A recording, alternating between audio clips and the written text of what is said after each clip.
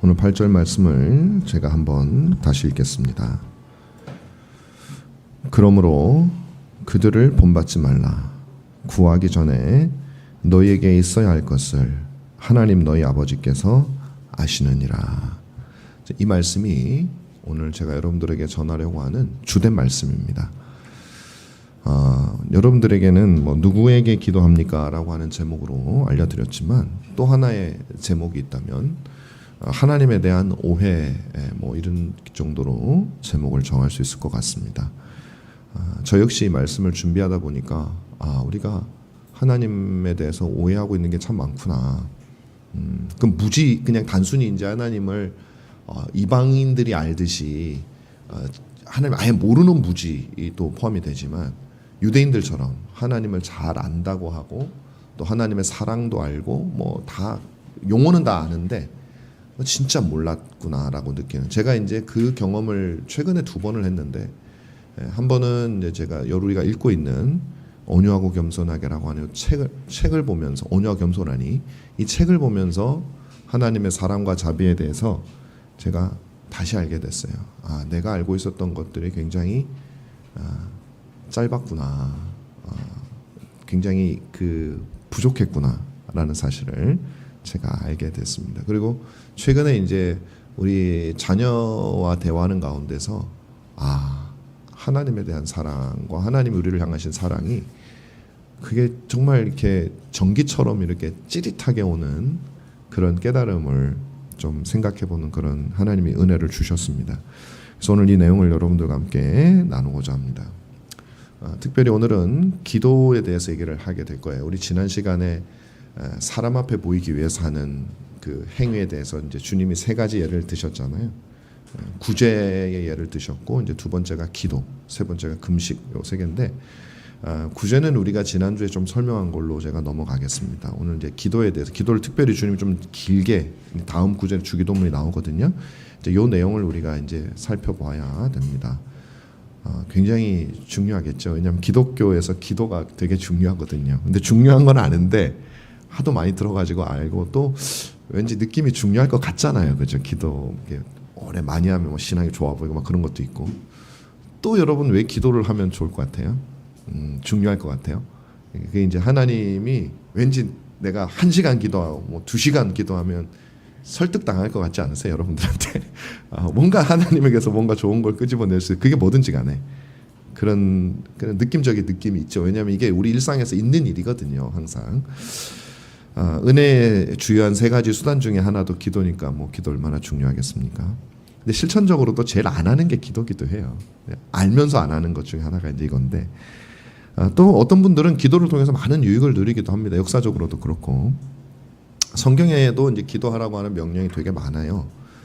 기도를 통해서 놀라운 일이 일어나는 경우도 많았습니다. 특히 한국 교회의 역사를 우리가 보면 더 그래요.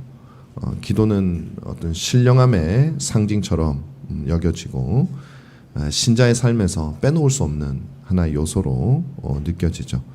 그러니까 특히 이제 우리나라는 기도를 엄청 강조했습니다. 전 세계적으로 이런 나라가 없어요. 진짜 역사적으로도 거의 없을 정도입니다. 왜? 매일 새벽 기도하는 나라가 아마 없었을걸요. 아마 전 세계에. 그러니까 국가적 단위에서 하는 데는 없었을 겁니다. 그러니까 우리나라는 기도에 대해서 더 새벽 기도만 했나요? 요새는 많이 안 하지만 철야기도 진짜 밤을 샜으니까 금요일 저녁부터 새벽까지 그래 왔었습니다. 근데 이제 기도만큼 또 오해가 되는 것도 없어요. 기도가 오해되는 만큼 기독교의 본질도 오해되고 있다고 저는 생각을 해요. 왜냐하면 기도의 대상이 하나님이기 때문에 하나님에 대한 오해가 기도에 대한 오해를 낳고 그것이 기독교에 대한 오해를 낳게 되는 거죠. 그리고 이 기도가 중요하고 필요한 만큼 기도 잘못된 것을 반복하면 그 잘못된 것이 점점 더 강화가 되어져요. 그게 완전히 그냥 몸의 피부 속으로 스며들어 버리죠. 그래서 우리가 만약에 잘못된 기도를 계속 인식하고 또 실제로 하면 할수록 하나님께 가까이 가느냐, 안 그런 경우도 굉장히 많아요. 오히려 더 위험할 때가 많아요. 저는 그래서 예전에 기도 안 하는 것보다는 기도하는 게 낫다라고 얘기를 했었어요. 근데 그것도 맞기는 맞아요. 기도 안 하는 거는 그 자체가 또 기독교에 대한 하나님에 대한 오해에서 비롯된 행위를 반복하고 있는 거니까 그것도 맞는데, 또 잘못된 기도를 많이 하는 건 또 다른 종류의 왜곡을 가져오는 것을 많이 봤습니다. 유대인들도 예외는 아니었어요. 이들도 하나님에 대해서 오류를 많이 가지고 있었어요. 그리고 그 기도 생활이 그대로 반영이 됐고 하다 보니까 점점 더 하나님을 오해하게 됐어요. 이제 더 이상은 주님도 봐줄 수가 없는 상태가 된 거예요. 자기네들은 되게 잘하는 것 같은데 예수님이 도저히 봐줄 수가 없는 상태가 되니까 어떤 갈등이 일어나요? 예수님과 바리새인이 갈등이 일어나는 거예요. 예수님과 서기관이 갈등이 일어나는 거예요. 너 우리 잘하고 있는데 너 왜 그러냐? 그러니까 주님은 너 잘하지 않아. 너희들이 되게 심각해 지금. 그렇게 얘기를 하고 있는 거죠.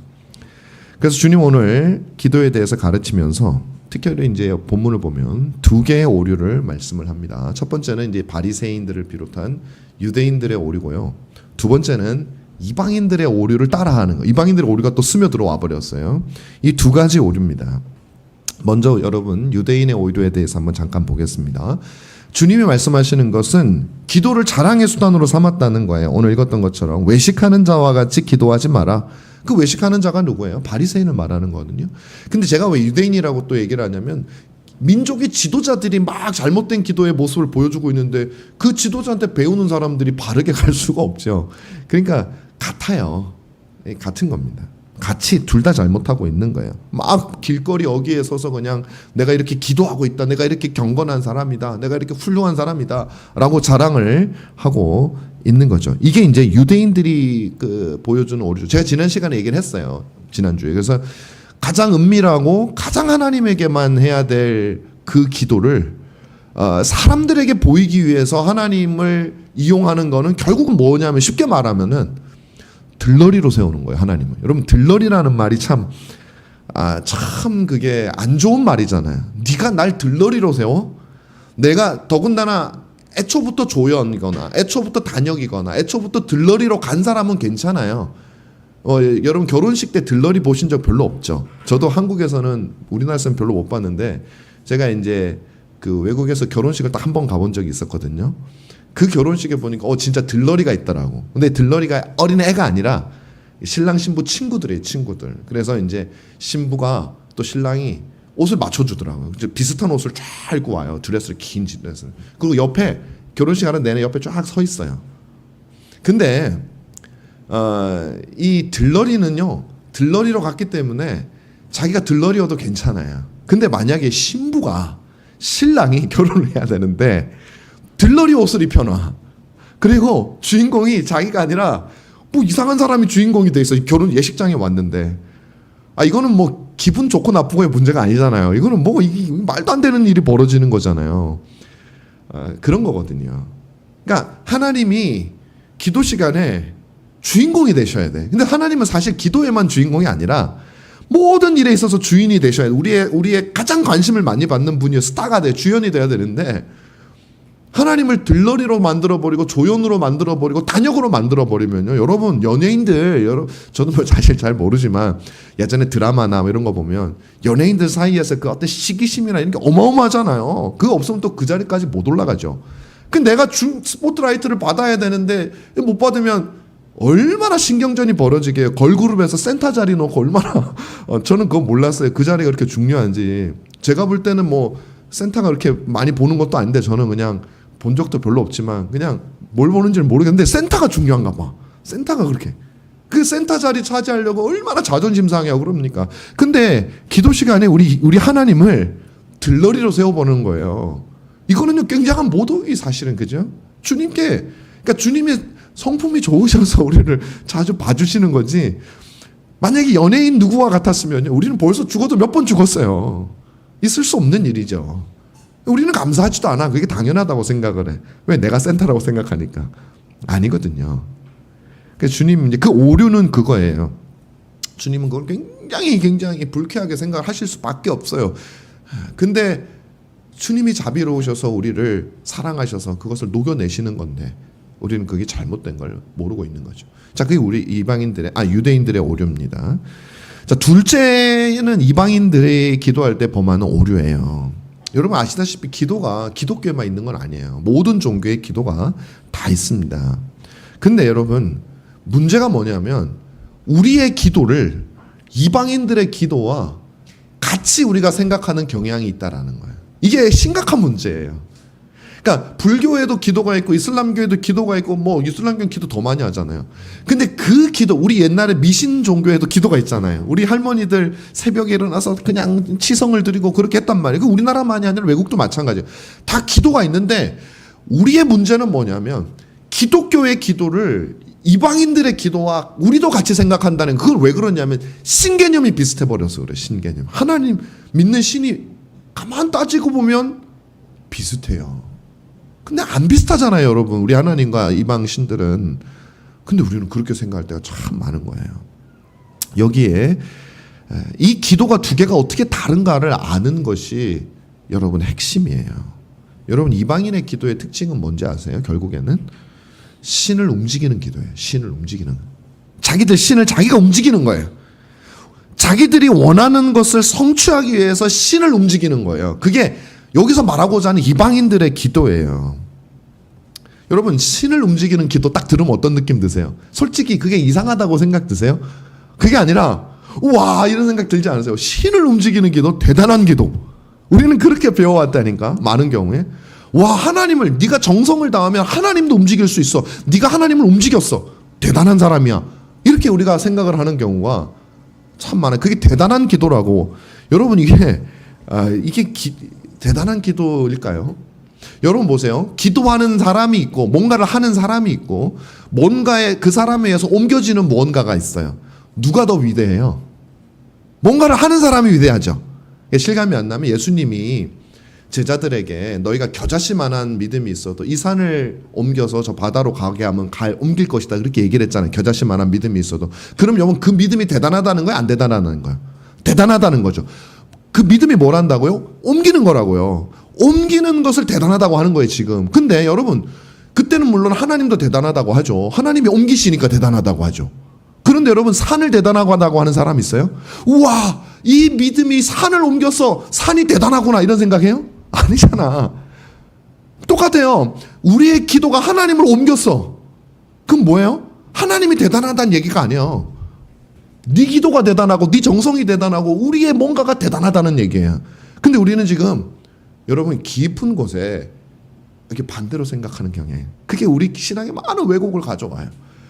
우리가 지금 굉장히 하나님 앞에 불충하고 있음에도 불구하고 때로는 그거를 갖다가 우리는 잘하고 있다고 생각을 하고 때로는 진짜 잘하고 있는데 자기가 잘하고 있는 걸 모를 수도 있어요. 완전 180도 다르다니까.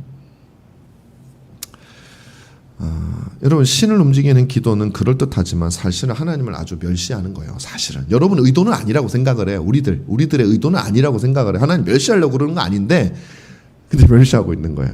예전에 제가 부산 살 때 그건 이제 거기는 바다가 가까웠고 제가 영도에도 살았거든요. 거기는 완전히 섬이잖아요.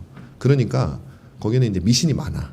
그래서 추석이나 이런 설날 때 보면 그냥 집 앞에다가 귀신 먹고 가라고 이렇게 음식 내놓는 집들이 되게 많았어요. 근데 이제 제 친구 집에 한 번씩 가면은 집에 뭐가 있냐면은 불상이 있어. 난 그게 너무 싫더라고. 어릴 적부터 이제 기독교 집안에서 이렇게 자라다 보니까 뭐 부처가 싫고 이런 게 아니라 그냥 집에 어떤 그러니까 우상을 숭배하지 마라 이런 걸 늘 들어오고 그러다 보니까 집에 불상을 모셔놓고 뭐 시시때때로 절을 하겠죠. 근데 불상이 있더라고요. 근데 이제 이런 느낌이에요. 하나님을 움직이는 기도, 움직여지시는 하나님 이게 이제 그 집이 이사를 간다고 생각해 보세요. 이사 가면 어떻게 해야 돼요? 이사짐 차에다가 불상도 실어야 될 거 아니야. 혼자 못 움직이잖아. 아이고 이거 낑낑거리면서 실어다가 이제 이삿짐 집에 차에다가 올려놓는 거예요. 그러니까 차가 움직이면 움직여지는 거죠. 움직여지는 존재. 저는 이삿짐 차에 실려가는 불상 같은 느낌이 드는 거예요. 여러분 그게 여러분의 의도는 아닌 것 같죠. 우리들의 의도는 아닌 것 같죠. 근데 실제로는 비슷해요. 움직여지는 처량한 존재죠. 능동적이지 못한 존재죠. 신을 움직인다는 건 이런 겁니다. 이방인들은 신을 이렇게 여겼어요. 그게 오늘 본문에서 어디서 나오냐면은 이들은 자꾸 말을 반복해야 그냥 내가 얼마나 지극정성을 들였는가, 내가 얼마나 이분한테 주님 들으셨죠? 내가 또 합니다, 기도 또 합니다. 많이 기도하면 아유 지겹다야. 움직여지잖아요. 지겹다고 해가 지겹게 만들어가지고 저분을 귀찮게 만들어가지고. 근데 그렇게 생각을 하는 거예요. 근데 그렇지 않다라는 거예요. 하나님이 그런 분이라니. 그러면 여러분 우리들이 보통 생각하는 그 신을 움직이는 방법은 뭘까요? 이제 저는 뭐 한 3가지 정도로 생각했다가 한 가지는 조금 과장된 것 같아서 뺐어요. 2가지만 알려드릴게요. 첫 번째는 우리의 정성이죠. 정성을 바쳐서 내가 원하는 것을 얻기 위해서 하나님께 정성을 바치는 거예요. 신을 감동시키는 겁니다. 선물을 바치고 찬사를 보내고 종교적인 열심을 하고 그러면서 감동시켜서 이 정도쯤 하면은 좀 감동받아 주시죠. 지성이면 감천, 하늘을 감동시킨다 그랬는데 아유 감동 받으셔야죠. 우리는 그 지성이면 감천이라고 하는 우리 민족 고유의 이 인식이 신자들에게도 들어있어요. 그게 주님이 말씀하신 이방인들의 기도에 영향받은 유대인의 모습하고 다를 바가 별로 없어요. 우리도 그런 게 있거든요. 이제 여기에 만약에 실패하면 2번째 단계로 나아가는데 이거는 설득입니다. 논리적인 설득이죠. 하나님이 왜 그렇게 하셔야 되는지를 우리가 기도를 통해서 설득을 하기 시작합니다. 여러 가지 이유를 제시하면서 하나님 이러니까 이렇게 하셔야 되는 거 아닙니까? 그걸 가만히 생각하다 보니까 어떤 느낌이 드냐면 아주 고집 센 분이 어떤 분이 앉아 있는데 그 고집 센 분을 설득시키기 위해서 우리가 온갖 논리를 다 대고 정성을 대고 하는 그런 모습이 떠올라요. 물론 모든 분들이 그렇게 하는 건 아니지요, 당연히. 그러나 조금 더 우리가 가장하고 일반화시킨다면 그런 모습이 될 수도 있고 우리의 기도 속에도 이런 요소들이 있을 수가 있다라는 거죠. 하나님을 고집센 노인으로 만들어버리는 그런 경향이 우리에게 있다는 거. 얼마나 모독적입니까, 하나님 앞에. 여러분 그거 우리가요, 우리 신앙을 좀먹는 거예요. 아닌 것 같아도 우리가 하나님을 그렇게 생각하면 그렇게 되는 것이죠. 자, 그게 바로 어떻게든 우리의 힘으로 우리의 중언부언하든 말을 많이 하든 어떤 방식을 써서라도 하나님을 내 뜻대로 움직이겠다는 이방인의 생각에 우리가 동의하고 있는 거죠. 나도 모르게. 여러분 우리가 믿는 기독교 신앙에도 여러분 말씀드린 대로 기도가 있죠. 다른 어떤 종교보다 기도는 어쩜 더 중요합니다. 기도를 많이 하는 사람은 신령한 사람이라고 우리가 인정을 하는 경우가 많죠. 그런데 우리는 정말 이방인들이나 오늘 주님이 말씀하시는 이 방식들과 다른가? 여러분 많은 사람들이 기도를 해도 위로를 받지 못한다고 그래요. 그러니까 기도를 안 해요. 왜 우리가 기도를 하는데 왜 위로를 못 받습니까? 왜 기도를 하는데 마음의 위로 평안이 찾아오질 않습니까? 왜 기도가 별로 즐겁지가 않고 그냥 고된 노동이기만 합니까? 정답을 알려드릴까요? 하나님에 대한 인식이 잘못되어 있기 때문에 그래요. 허수아비 신에게 기도하고 있는데 무슨 위로가 되겠어요? 고집불통 노인을 앉혀놓고 그분을 설득하는 작업을 하는데 무슨 기쁨이 있겠어요 거기에? 그분이 말 안 들으면 이렇게도 해보고 저렇게도 해보고 설득도 해보고 안 되면 막 금식한다고 막 죽어버리겠다고 그게 무슨 즐거움이 있어요 거기에? 기쁨이 있어요? 아무 기쁨이 왜 우리가 기도가 즐겁지 않아요? 하나님에 대한 인식이 완전히 잘못되어 있어요. 그런 분과 상대하는 것 자체가 싫은 거예요. 또 내가 그 지겨운 일을 해야 돼? 새벽에 막 나가가지고 아유 그래도 해야지 내가 얻을 게 있으니까. 여러분 우리가 혹시 가지고 있는 마인드가 그렇지 않아요. 저도 많이 그랬더라고요. 설교 준비하면서 보니까. 왜 우리가 기도를 해도 위로를 얻지 못하십니까? 이게 제 얘기예요. 내가 이래서 기도를 해도 위로를 못 얻었구나. 예전에 어느 교회에서 목회를 할 때 보면은 새벽 기도를 이제 그때는 매일 했죠. 매일 하면 늘 나오시던 분만 나와요. 근데 간혹 보다 보면 안 나오던 젊은 세대가 나와요. 뭐 연세 드신 분 나올 때도 있지만 보통 다 연세 드신 분만 매일 나오니까 어르신들만 습관이 돼 있고 또 신앙도 좋고 해서 나오시는데 가끔 안 나오던 젊은 사람이 나와요. 그러면 이제 기쁠 것 같죠. 딴 때는 기뻐요. 근데 새벽 기도는 별로 안 기뻐요. 뭔 일이 발생했거든. 저거 지금 집안에 무슨 우환이 있거나 뭐가 어떻게 잘못됐거나 안 된 뭐가 있으니까 나오지 절대 그냥 나오지 않아요. 그게 여러분일 수도 있고 저일 수도 있는 거예요. 근데 그 문제가 해결되잖아요. 또 안 나와요. 그러니까 기도가 더 좋은 걸 얻기 위해서 지금 내가 너무 힘드니까 더 좋은 걸 얻기 위해서 하나님과 씨름하는 그것이기만 한 거예요. 그러니 하나님 믿는 게 별로 재미가 없죠. 재미가 없어요. 그런 분하고 상대하는 게 재밌습니까? 그냥 대충 얘기를 해도 들어주시는 분이 좋지 막 금식하고 막 이래야만 들어주시는 분하고 상대하는 게 뭔 재미가 있겠어요. 온갖 수를 다 써야 되는데 예수 믿는 게 재미가 별로 없는 거예요. 여러분 우리가 기도해야 되는 대상은 이런 분이 아니잖아요. 이렇게 움직여지는 분, 들러리로 서는 분, 고집불통. 우리가 막 애를 쓰고 설득하고 고난을 막 앞에서 막 고통을 당해야만 겨우 움직이는 그런 완고한 하나님을 섬기는 게 얼마나 재미가 없어요. 그러나 우리가 믿는 하나님, 우리가 기도해야 될 대상은 어떤 분이어야 할까요? 여러분, 우리를 전적으로 맡길 수 있는 분이어야 되는 거예요. 우리보다 훌륭한 분이어야 되는 거예요. 우리보다 더 많이 알고 있는 분이어야 돼요. 우리가 움직이는 게 아니라 우리를 움직이는 분이어야 돼요. 우리가 길을 제시하는 게 아니라 내가 길을 제시하고 따라와라 하는 분이어야 돼요. 그래야 우리가 그분한테 기도해도 할 맛이 나지. 우리가 방향 정해가지고 끌고 좀 해주세요 끌고 가는 분, 무슨 신앙생활이 기쁘겠습니까? 우리의 기쁨에 없음이 혹시 있다면 여러분까지 그 하나님을 모르기 때문이에요. 이 하나님을 모르기 때문에. 이 하나님, 오늘 본문은 우리의 기도를 들으시는 하나님이 어떤 분이신지 간략하게 말을 해주고 있어요. 그런데 내용이 여러분이 생각할, 일반적으로 보통 사람들이 생각하는 것과 조금 달라 보여요. 어떤 하나님입니까? 제가 읽었던 8절 말씀이죠. 구하기 전에 너희에게 있어야 할 것을 하나님 너희 아버지께서 아시는 하나님이세요. 이 말을 하면 어떤 사람들은 조금 놀라요. 무슨 말이냐면, 너희가 구하기도 전에 너희에게 있어야 할 것을 아시는 하나님. 성경을 좀 읽은 분들도 그래? 그럼 뭐 아시면 내가 왜 기도를 해야 돼?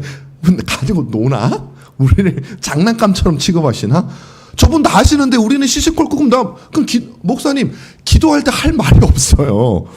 다 하시는데 지금까지는 모르시는 줄 알고 제가 이렇게 막 말씀드리면 그래 그걸 몰랐다 야. 그런 네 마음이 그러냐? 감동됐다 야. 내가 너한테 그런 줄 몰랐다. 이러면서 해주시는 그런 맛으로 우리가 기도를 하는데 다 하시는데요. 그럼 기도하면 다 하시죠. 그 이상 할 말이 없는데 왜 기도합니까? 여러분, 그런 생각이 안 드세요? 이게 해결이 되셨어요? 다 하시는데 내가 기도해야 되는구나. 그게 해결이 되셨어요? 이게 쉽지 않아요.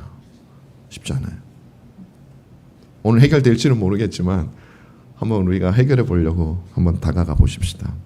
그래서 우리는 그동안 하나님께 막 지겹게라도 이방인들이 그렇게 한 거예요. 주관부원해가지고 계속 알려주는 거. 하나님 까먹으실까 봐. 부모가 되면 또 노인이 되면 말이 많아지거든요. 자녀가 혹은 젊은 사람들이 까먹었을까 봐. 나는 이걸 절실하게 경험을 했는데 말로만 전달되니까 별로 절실하게 안 여길까 봐 계속 말하고 또 말하는 거예요. 하나님을 그렇게 이제 우리가 취급하는 거죠. 여러분, 기도, 하나님이 우리에게 있어야 할 것을 다 하신다는 거는, 여러분 이 잘 들으세요. 기도할 의욕이 상실되는 게 아니에요. 완전히 반대로 알고 있는 거예요, 우리가. 여러분, 반대로 이 하나님이 우리의 필요한 것을 안다는 거는 우리가 정말 기쁨 가운데 기도할 수 있는 이유가 되는 거예요.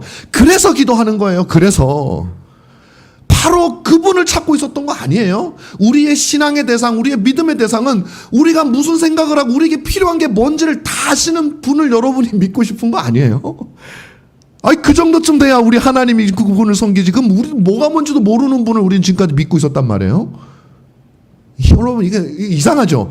이 말을 들으면 이게 맞는데, 내 믿음 같은데, 나도 그렇지, 그런데 기도에 대해서 생각하면 왜 우리는 그걸 일일이 알려드리려고 하고, 혹시 다 알고 계셨다 그러면 기도할 게 없네 이렇게 생각이 들고. 아니라니까요. 여러분, 예수님은 우리에게 우리가 누구에게 기도하는지를 오늘 알려주시는 거예요. 하나님을 오해하고 있었다는 거예요, 유대인들이. 그분은 누구예요? 한마디로 말하면 우리의 아버지예요. 아버지. 너희 아버지라고 얘기를 합니다. 우리가 기도하는 대상은 누구라고요? 너희 아버지라고요. 너희 아버지. 졸 때가 아니에요, 지금이. 너희 아버지예요. 주님은 이 사실을 강조해요. 그래서 제가 한번 찾아봤어요. 그렇지. 그러고서 산상순 5장부터 봤더니 놀랍게도 우리 주님은 계속해서 그 하나님을 일컬으실 때 너희 아버지라고 읽고, 너희 아버지. 내 아버지라고 안 하세요. 너희 하나님이라고도 안 하세요. 너희 아버지라고 하신다고. 이게 무슨 의미일까요?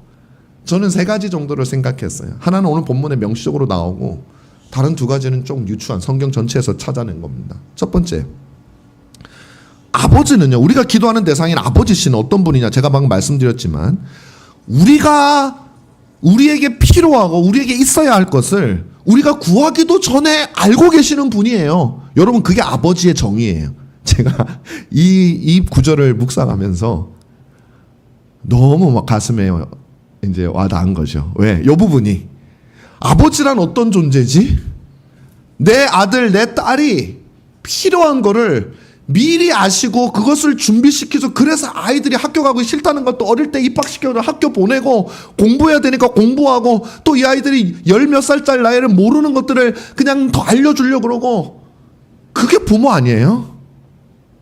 아버지는 그런 거예요. 아니까 너희들이 10대에 뭘 배워야 될지, 어떻게 해야지 너희가 복된 인생을 사는지 아는 사람이 아버지라는 거예요. 우리 인간의 문제점은 뭐냐면요, 하나님께서 우리에게 있어야 된다고 생각하시는 것과 내가 필요하다고 생각하는 것이 다르다는 거예요. 야, 이게 여러분, 이게 우리가 신앙생활 이렇게 잘 안 되는 이유예요. 이게 우리 믿음이 깊어지지 못하는 이유예요. 여러분, 굉장히 중요한 겁니다. 이거는 진짜 하나님이 보시기에 필요한 것과 내가 느끼기에 필요한 것이 일치되지 않을 때 신앙생활이 재미없어지고 하나님에 대한 기대도 없어지고 뭐 그런 거예요. 목사님 말도 듣기 싫은 거예요. 왜? 내가 듣고 싶은, 그리고 나에게 필요한 말을 해주시면 좋겠는데 나에게 필요 없는 말을 해주는 것 같아요. 여러분 아니겠지만. 자, 여러분, 사춘기에 접어들면 많은 경우에 부모와의 갈등이 일어납니다. 제 동생이 저보다 먼저 결혼을 했잖아요.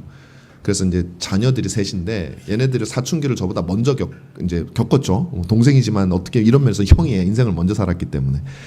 그런데 이 녀석이 동생이 뭐라고 했냐면은, 제 조카들이 사춘기에 접어들더니, 그러니까 사춘기 자녀를 키워보지 않은 부모는 부모가 누군지 모른다, 뭐 이런 얘기를 자기도 어디서 들었다 그러면서 정말 이해가 된다, 그런 얘기를 하더라고요. 그래서 제가 이제 그때 우리 애들이 어릴 때니까, 아니 이렇게 사랑스럽고 귀한 애들이 있는데 무슨 사춘기를 접어들면 모르긴 뭘 몰라, 부모가 이게 얼마나 좋은 거고 복된 거고 막 그렇게 생각을 했죠.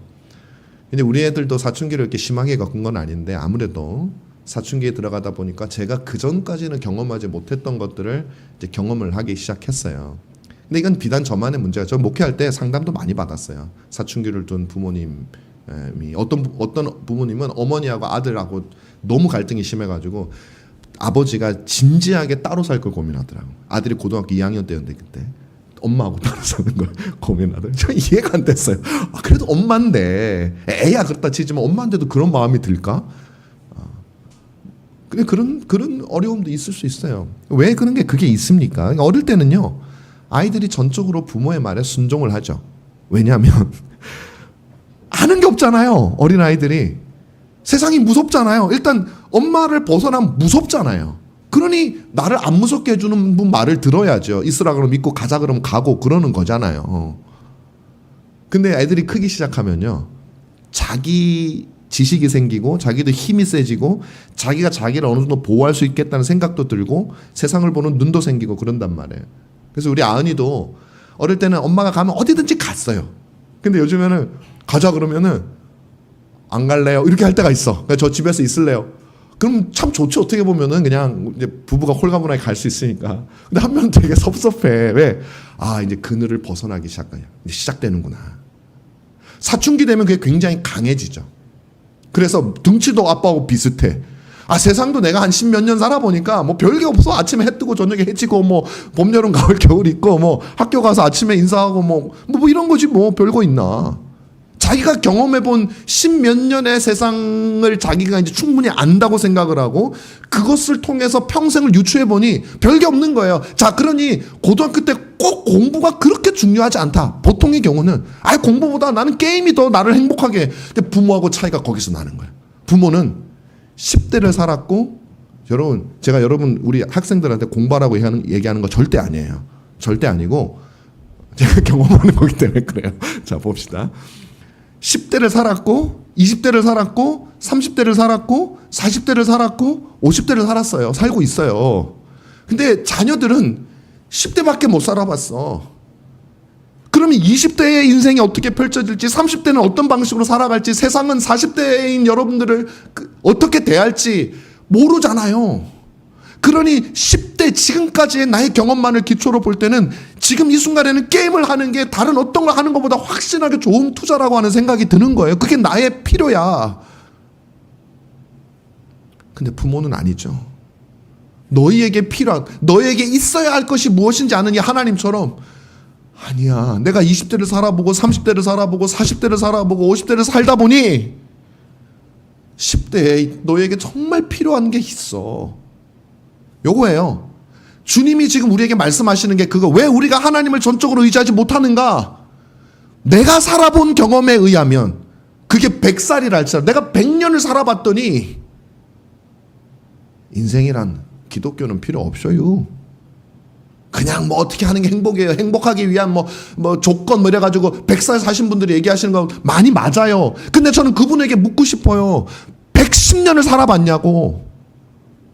그리고 하나 더 묻고 싶어요. 죽어봤냐고. 당신이 말하는 이 세상에서 행복하게 사는 법, 그래 110년까지는 맞다고 쳐요. 죽어보셨습니까? 그것이 당신을 행복하게 하는 거. 사랑하는 여러분, 오늘 본문 말씀에서 주님이 우리에게 말씀하시는 게 그거예요. 하나님께서는 영원을 사신 분이에요. 하나님은 죽음 이전과 죽음 이후를 다 아시는 분이고 모든 것을 만드시고 모든 것을 다스리시고 인도하시는 너희 아버지세요. 여러분들의 아버지이고 저의 아버지세요. 그리고 그분이 보시기에 여러분에게 정말 필요한 게 있어요. 그거 아신다는 얘기예요. 그거를. 그런데 우리는 그게 잘 안 되는 거죠. 여러분, 우리 아버지는요 틀립니다.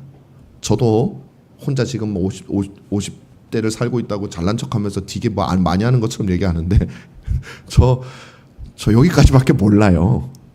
60대는 어떻게 사는지, 70대의 인생은 뭔지, 80대는 뭔지 좀 몰라요. 그래서 저는 틀리기도 해요. 우리 자녀들한테 야, 이게 엄청 중요해 라고 얘기를 했는데 그건 현재까지 산 저의 경험에 비추어서 그렇다는 얘기예요. 틀릴 수도 있어요. 근데 거기까지가 저의 한계죠.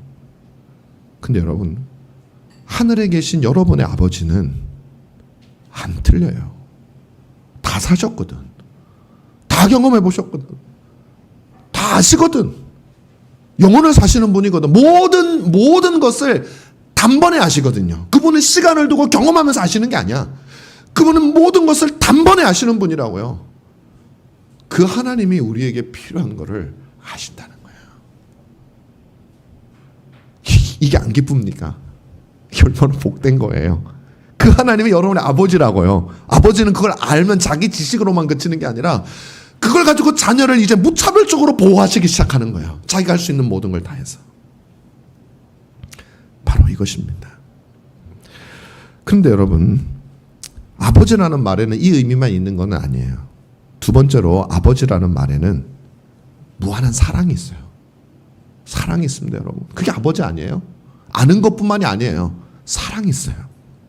여러분, 노예의 주인도 노예에게 필요한 걸 줍니다. 밥을 주잖아요. 좋은 거 안 줘요. 자기 아들 먹이는 거하고 노예 먹이는 거하고 달라요. 필요한 건데 이 노예가 노예로 보이면 필요하다는 느낌이 달라요. 내 아들에게 필요한 것과 내 노예에게 필요한 것은 달라요. 아들에게 필요한 것은 영양이 풍부하고 건강하고 행복하고 즐겁고 요걸 위해서 필요한 거지만, 노예는 행복을 위해서 필요한 게 아니라 내가 써먹기 위해서 필요한 거예요. 필요한 건 필요한 거예요. 그죠? 근데 하나님이 여러분에게 필요한 것, 여러분에게 있어야 할 것을 아시는데 어떻게 아신다고? 아버지로서 아신단 말이에요. 그 말은 뭐예요? 여러분의 행복을 위해서, 여러분을 사랑하시니까 여러분의 행복을 위해서 진짜 좋은 걸 주신다는 거예요. 이게 아버지라는 말의 의미예요. 아버지는 자녀들이 행복할 수 있다면 자신이 할 수 있는 모든 것을 다 할 각오가 돼 있어요. 아버지들은 자신이 할 수 있는 모든 것이라고 했습니다. 이 말은 무슨 의미냐면요, 단지 인간적인 한계를 말하는 게 아니에요. 아버지 중에 자신이 할 수 없는 것도 있어요. 어떤 아버지는 이걸 하는데, 예를 들면 어떤 아버지는 아들을 위해서 죽어주는데 어떤 아버지는 안 죽어주는 아버지도 있을 수는 있어요. 정도의 차이는 있을 수 있어요. 근데 모든 아버지의 공통점은 뭐냐면, 아주 그냥 이상한 경우를 제외하고는 자기가 할 수 있는 건 다 해주고 싶어요. 저는 이렇게밖에 표현을 못 하겠어요. 그것이 돈이든 노력이든 뭐든지 자녀의 행복을 위해서라면 자기가 할 수 있는 거는 다 한단 말이에요. 근데 아까 말했지만 할 수 없는 건 있어요. 두 가지 이유 때문이에요. 능력이 없든지 의지가 없든지 둘 중에 하나가 없으면 그건 못해요. 어느 선을 넘어서면 못해. 인간이기 때문에. 그러나 모든 아버지는 자기 자식을 자기가 할 수 있는 범위 내에서 사랑과 애정과 때로는 자기를 얼만큼 희생시키는 차이가 있겠지만 그것을 감수하면서라도 자기 자녀가 잘 되기를 바라는 그 마음, 그게 있다라는 거예요. 그런데 여러분, 그럼에도 불구하고 실패할 수도 있는 거죠. 부모는 지식이 부족해서 그렇고. 근데 하늘에 계신 여러분의 아버지는, 우리 아버지는 자녀들의 행복을 위해서라면 모든 것을 압니다. 그분이야말로 할 수 있는 걸 모든 걸 압니다. 근데 그분은 전능하신 분이세요. 그분은 능력도 있고 의지도 있으세요. 의지도. 자녀를 위해 쓰는 그분의 능력은 너무나 커서 아담, 자기의 형상을 담은 자기 아들인 아담을 만들기 전에 그 아담을 위해서 온 우주를 만드셨어요. 그 아담을 위해서 지구를 만드시고 그 아담을 위해서 동산을 만드시고 모든 것이 완벽하게 준비되었을 때 그때 당신의 형상을 담은 아담을 그 중간에 그 가운데 만드셨어요. 당신의 모든 능력을 아담을 위해서 쓰신 거예요. 여러분, 이게 옛날 이야기처럼 듣지 마시고 진짜 하나님이 그렇게 하신 거잖아요. 그분은 능력이 있으세요. 지금도 하나님은 여러분의 영혼을 위해서 온 우주를 운행하고 계신다고요. 제 말이 거짓말 같으세요? 요한복음 6장 39절에서 나를 보내신 이의 뜻은, 하나님의 뜻은 내게 주신 자 중에 내가 하나라도, 한 명이라도, 전체를 말하는 게 아니에요. 뭐 집단, 교회를 구해야지, 이게 아니라 그 교회를 구성하고 있는 한 명 한 명 중에 그 단 한 명이라도 내가 잃어버리지 아니하고 마지막 날에 다시 살리는 것이니라. 온 우주를 여러분 한 사람을 위해서 운행하고 계신다니까, 하나님이. 당신의 능력을 다 사용해서. 여러분을 향한 하나님의 의지는 무한하여서 자신의 하나뿐인 아들을 주저하지 않고 여러분을 살리기 위해서 보내주실 만큼 능력뿐만 아니라 의지도 있으시다라는 거예요. 여러분, 이보다 더 큰 능력과 의지를 어떻게 보여야지 우리는 하나님을 믿을까요? 뭘 어떻게 해야 될까요? 안 믿어져요. 실감이 안 날 때가 너무 많죠. 하나님 뭘 어떻게 더 해야 될까요? 없어요. 더 이상 할 수 있는 게 없어요. 그건 할 수 있는 게 하나님 능력이 없어서 없는 게 아니라 그냥 없어요. 당신의 전능하신 그리고 무한하신 능력이 다 발휘됐는데도 안 믿으려고 하는 우리의 완악한 마음이 문제인 거지. 그러나 하나님은 당신의 자녀를 그 마음을 믿도록 믿음으로 이끄시니 그분은 전능하신 분이시죠.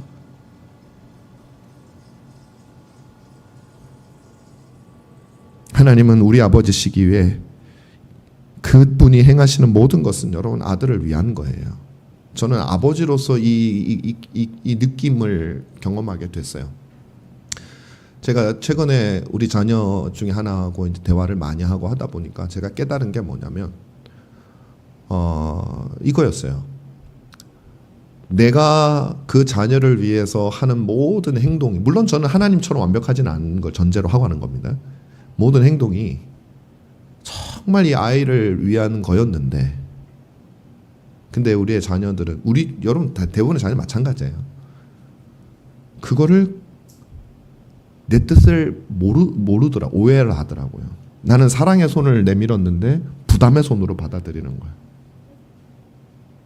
나는 너가 실패한 거, 네가 잘 안 되는 것을 듣고 싶어서 잘 되고 있니라고 물어보는데 아들은 부담으로 생각을 하면서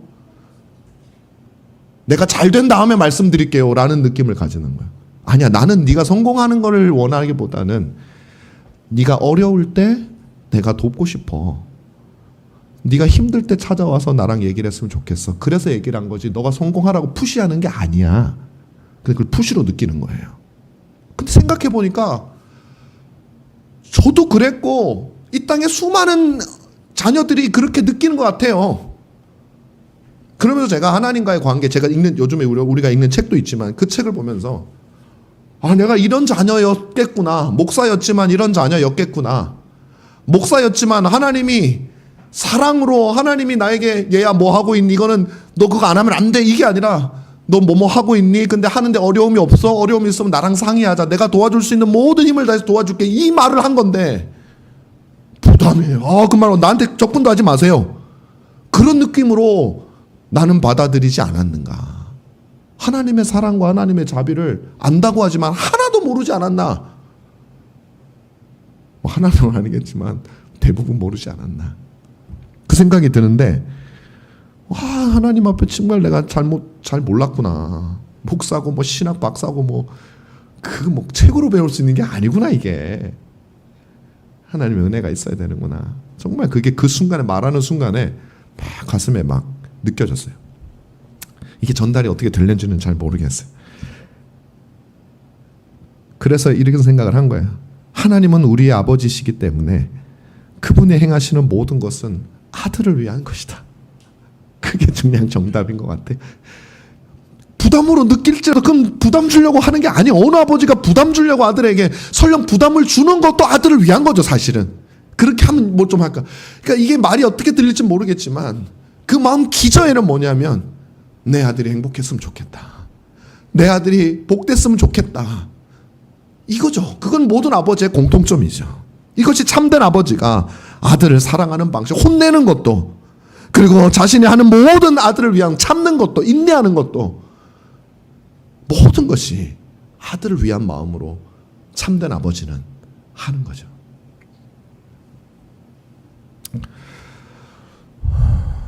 마지막으로 아버지는 사랑하는 분이라고 했잖아요. 세 번째는 아버지라는 말 속에는 뭐가 있냐면 아버지는 자녀와 행복을 같이 하는 존재다라는 이 엄청난 진리입니다.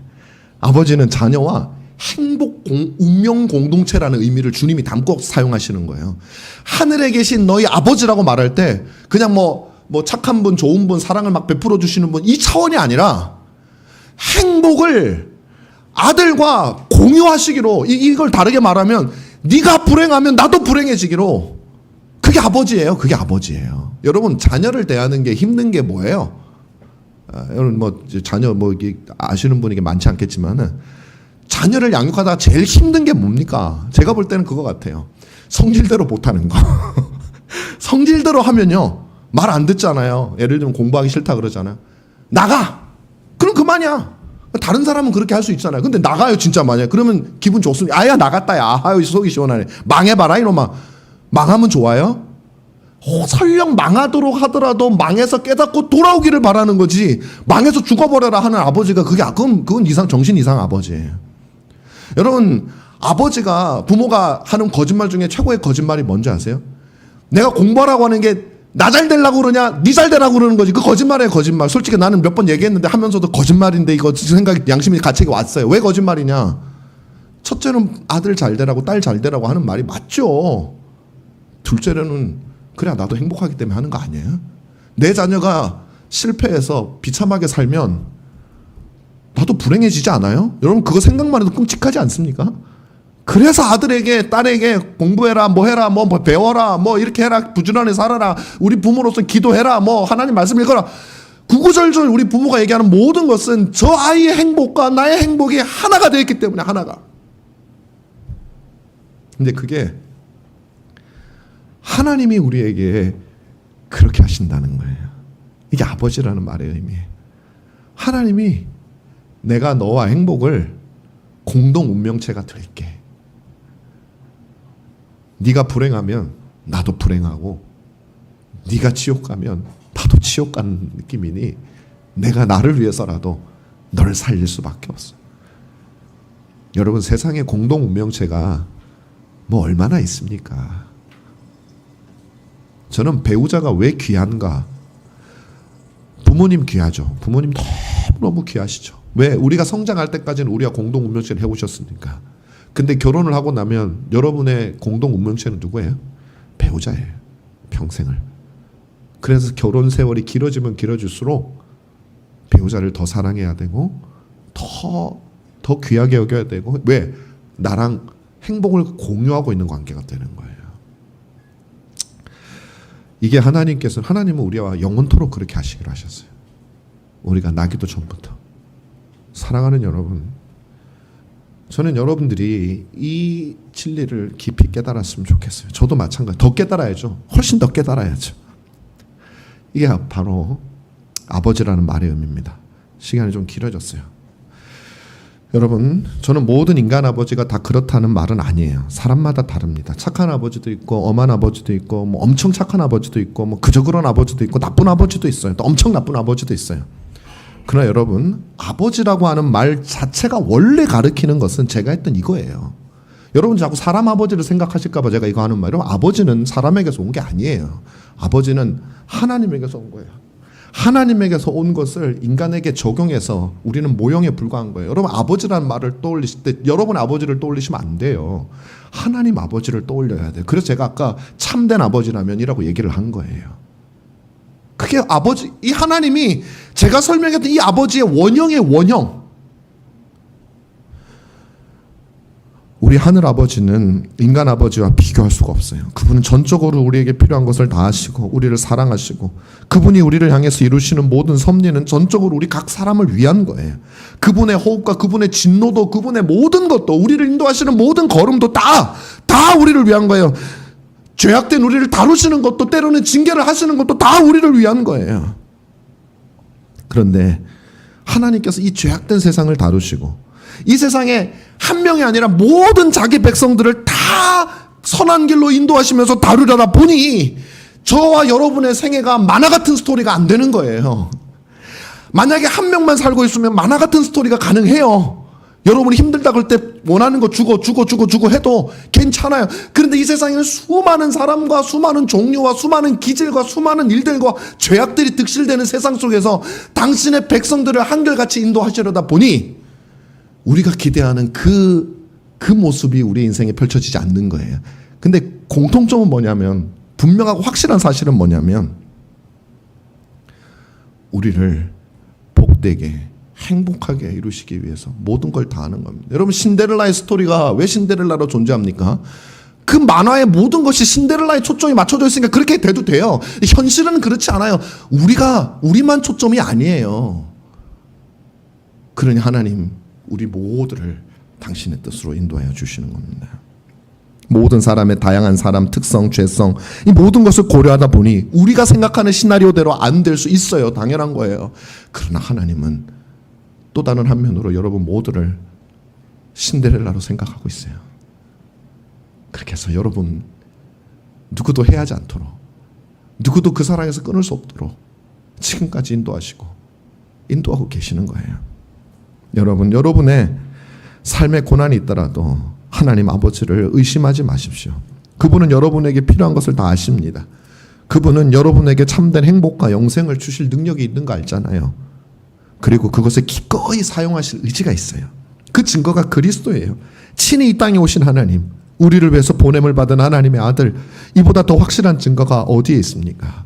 사랑하는 여러분, 여러분이 기도하는 대상은 바로 우리가 구하기도 전에 우리에게 필요한 것이 무엇인지 다 아시고 무슨 수를 써서라도 그것을 주시려고 모든 영역을 사용하시는 너희 아버지입니다. 그리고 그분은 지금 여러분에게 그것을 여러 가지 방편으로 주고 계신 거예요. 고난이 오고 원망이 일어납니까? 걱정하지 마세요. 주님의 모든 호흡은 내가 고난으로 느껴질지라도 여러분을 도우시는 호흡이에요. 어떤 사람이 높은 곳에 양탄자를 걸쳐놓고 무늬를 넣으면서 실을 꼬아서 양탄자를 만들고 있었습니다. 지나가는 아이가 그 양탄자를 아래에서 바라봅니다. 높은 곳에서 만들고 있어요. 사다리 위에서. 바라보니까 검은색 실과 흰색 실이 막 섞여 있었어요. 밑에 막 실들이 쫙 쳐져 있어요. 그리고 가만 보니까 검은색 실이 너무 많아. 그래가지고 이 아이가 생각을 하기에 저기 검은색 실 좀 없었으면 좋겠다고 생각이 들었어요. 보기가 싫은 거예요. 이게 좀 없어야 화사한 흰색이 많이 드러나가지고 참 양탄자가 예쁠 텐데 왜 이렇게 검은색이 많아요. 그래서 속으로 이렇게 생각을 한 다음에 그 양탄자 만드는 사람에게 말을 하는 거예요. 아저씨, 지금 양탄자 만드시는데요, 내가 밑에서 이렇게 보니까 검은색 실이 너무 많아요. 그래가지고 이게 너무 안 이쁘게 보여요. 더 예쁘고 화사한 흰색 실, 빨간 실, 파란 실, 노란 실, 그런 실 좀 많이 쓰세요. 그랬더니 그 양탄자를 만들던 사람이 잠시만 기다리라고 말한 다음에 그 양탄자를 다 만들고 난 후에 그 아이에게 올라오래. 한번 올라와봐. 얘가 올라갔어요. 그러고 나서 그 양탄자의 윗부분을 봤어요. 그랬더니 자기가 밑에서 보던 그 모든 것들이 완전히 다르게 바뀌어져 있는 거예요. 그 검은색 실이 그렇게 보기가 싫었는데 그 검은색 실이 있었기 때문에 흰색과 노란색이 빛나고 있는 모습을 보게 된 거예요. 그리고 그 치렁치렁하던 것들이 깨끗하게 정리된 너무나도 아름다운 무늬와 그림이 양탄자에 새겨져 있어서 감탄을 하게 되었어요. 여러분, 만약에 검은색 실이 없었더라면 다른 아름다운 무늬의 색감이 나올 수가 없는 거예요. 흰색만 있어 보세요. 그게 뭐예요? 그게 아무것도 아니지. 우리 인생도 마찬가지입니다. 검은색 실과 흰색 실과 파랑과 노랑이 다 섞여 있어요. 우리가 밑에서 지금 보고 있기 때문에 어떤 무늬로 나올지 우리는 알지 못해요. 여러분의 인생의 고난인 검은색 실이 좀 없었으면 하는 마음이 들기도 할 겁니다. 실들이 뒤엉켜 있어서 흉측하게 보이기도 할 거예요. 그러나 언젠가 우리는 우리 인생의 양탄자를 저 위에서 보게 될 날이 있을 거예요. 우리의 모든 수고를 다하고 난 후 그리스도와 함께 우리 인생의 무늬를 우리가 보게 될 것입니다. 그때 우리는 우리 인생의 검은색 실이 왜 필요했는지, 왜 그 자리에 검은색이 있어야만 했는지, 왜 이 모든 것이 아름답게 빛나는지 우리는 분명하게 알게 될 것입니다. 바로 이분이 우리 하나님이에요. 우리가 기도하는 대상입니다. 우리는 그분을 들러리로 세워서도 안 되고 우리가 함부로 움직이겠다고 생각을 해서도 안 됩니다. 하나님은 우리의 아버지입니다. 여러분에게 있어야 할 것을 미리 하시고 준비하시고 지금도 예배하시는 상천하지의 유일하신 우리 아버지입니다. 여러분을 사랑하시고 여러분과 행복 공동체로 운명을 갖추기로 하시기로 하신 여러분의 아버지입니다. 그러므로 사랑하는 여러분, 여러분의 인생에 검은 실이 많아도 이 믿음 가지고 우리가 하나님 앞에 순종하면서 언젠가 우리 인생의 찬란한 무늬를 볼 날이 있을 거예요. 그날을 기대하면서, 그게 잘 안 믿어지시거든 책을 읽으시고 성경을 읽으시고 그 다음에 말씀을 본 다음에 기도하시고 그 하나님께 기도하시고. 뭘 기도합니까? 물론 주기도문하면서 우리가 배우겠지만 뭘 기도합니까? 이 사실을 하나님 알게 해달라고. 내가 하나님의 이 아버지 되심과 하나님의 내 인생을 향한 당신의 계획을 제가 더 알게 하여 주시고 더 믿게 하여 주셔서 하나님을 기쁘게 쫓아갈 수 있는 하나님으로 여기게 해달라고. 하나님, 내가 지금 처한 상황에서 어떻게 하시는 것이 하나님의 뜻인지 알게 해달라고. 그래야 내가 복되겠으니 알게 해달라고. 그 기도를 하는 거예요. 내 마음대로 해주세요, 주님 바꾸셔야 됩니다, 이게 아니라 주님, 당신의 뜻은 무엇입니까? 저와 여러분이 그런 하나님을 알고 기도하기를 바랍니다. 기도하겠습니다.